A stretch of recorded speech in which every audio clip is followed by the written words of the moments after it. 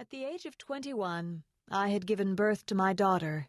We spent the summer at an island beach, and I read Anne Lindbergh's book, Gift from the Sea. It spread clear across my life like a finely focused lens. It was the mid-60s, in the heat of an escalating war, when presidents and statesmen, visionaries and children, were beaten and killed in the fevered anarchy of the streets. To those raised in the quiescence of the 50s, the line between law and lawlessness was nothing more than a matter of opinion. Looking at history through our newspapers, we ordinary housewives, neither soldiers nor protesters, had no voice and had no answers. We had only questions, gnawing questions that consumed our neatly fashioned lives, turning every certainty into a battleground of ideas. My friends and I, finely dressed young matrons behind our proper English prams, walked our babies along city streets, stalking ideas as if we were jungle cats. What did it mean to be a woman? How did one live out one's needs without violating oneself or those one loved? How could a woman be free and independent, yet part of a constellation of social expectations and relationships that threatened to eclipse her? In little more than 100 pages, in language so simple and lyrical that it was more poetry than prose, Anne Morrow Lindbergh set forth the answers in Gift from the Sea. "Look inside yourself," she said. "Strip life of its conventions. Reach down to the essentials. Find the core of your being. Make it an oasis for yourself and others. Take strength from it and create a space, sacred and inviolable, in which to become and express yourself. Do it gently, do it gracefully, without anger or destruction. Do it because the quality of your life, in fact the quality of Western civilization, depends on your authenticity." I had read her book without knowledge of her past, her husband, or her fame, and yet understanding the genesis of her philosophy became an increasing obsession. How and where did she find these answers? How dare she answer with certainty the questions that threatened the fabric of our lives? I unearthed her books in libraries and bookstands. I read her diaries and letters as they appeared off the press. Through her writing, Anne Lindbergh became my mentor and my friend. I walked alongside her like some metaphysical voyeur, dusting myself off when she fell and applauding myself for her every victory. Her thoughts and her anguish became a laboratory for me to study my role as wife and mother, as well as to cultivate my literary ambition.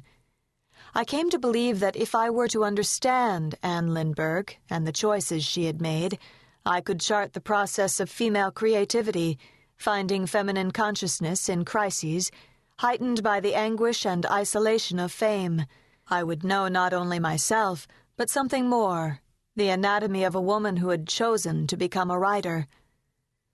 Now, after 20 years and merely by chance, Anne Morrow Lindbergh, total stranger and intimate friend, was sitting beside me.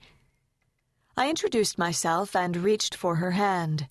Her touch was like a fluttering bird, energy and movement without flesh or place.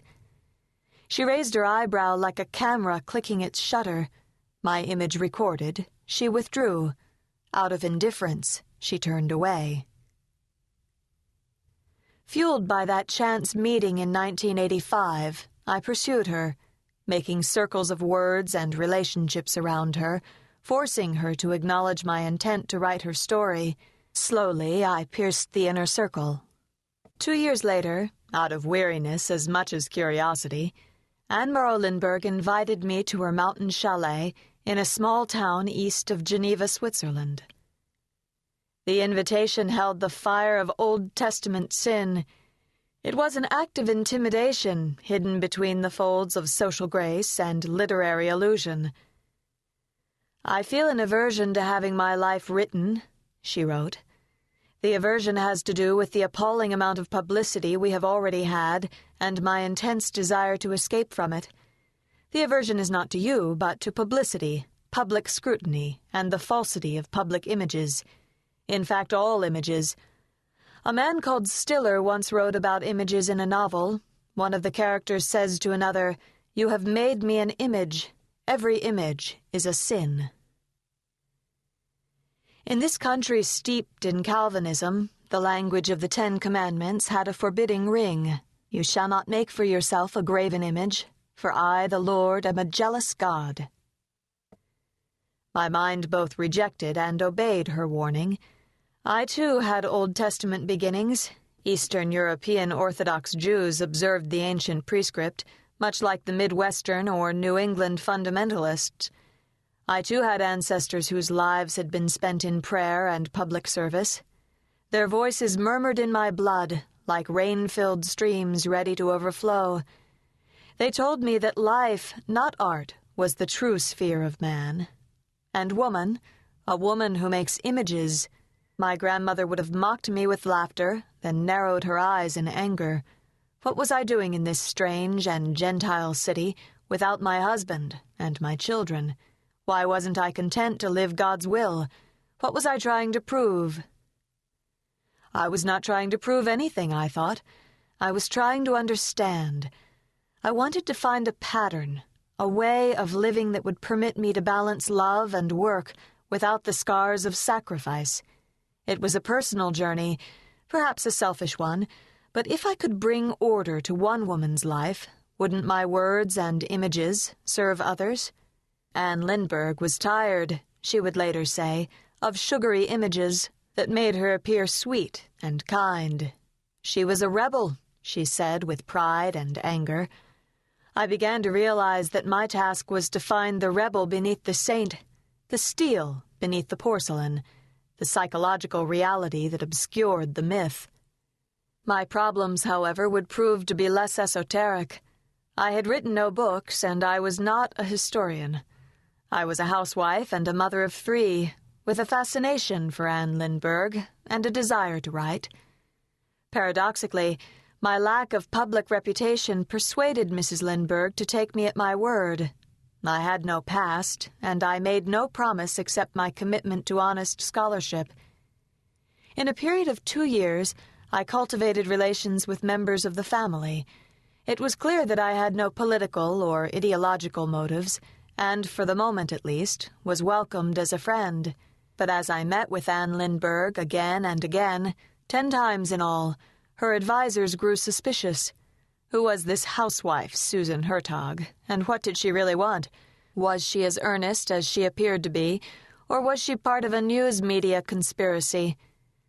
By the time Anne had her stroke in 1991, many established writers were banging on her door, and, in the end, I was not given access to her unpublished papers. Nonetheless, I persevered. The story, I realized, was mine for the taking, and it was more grand than any I might have imagined.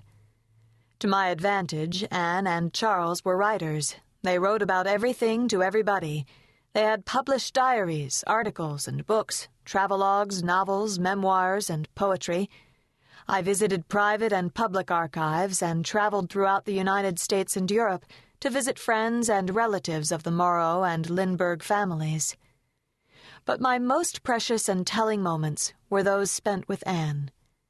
Our first meeting in Vevey, Switzerland, on a warm August afternoon, still holds the thrill of reunion with a friend I knew so little and yet so well. As I emerged from the tunnel of the train station, I waved to Anne excitedly, but of course she did not recognize me. We entered a small gray car, and Anne drove. I was surprised by her confidence at the wheel. How difficult to see this frail woman in a white cotton sweater as the girl who had blazed uncharted routes to places where no woman had ever been. In my mind, I stripped the veneer of her aged skin to seek once again the smooth-faced girl. The road narrowed into a driveway, and we chugged slowly up an incline. To an American unschooled in the nuances of Swiss architecture, the chalet looked like a cottage, like so many found in the woods of rural New York. It was a modest A-frame, deep reddish-brown, and unadorned, except for a few flower pots that hung from the balcony like beads on a summer necklace. We walked up the narrow stone steps to the main room, which was both kitchen and living space, opening on a balcony overlooking the mountain.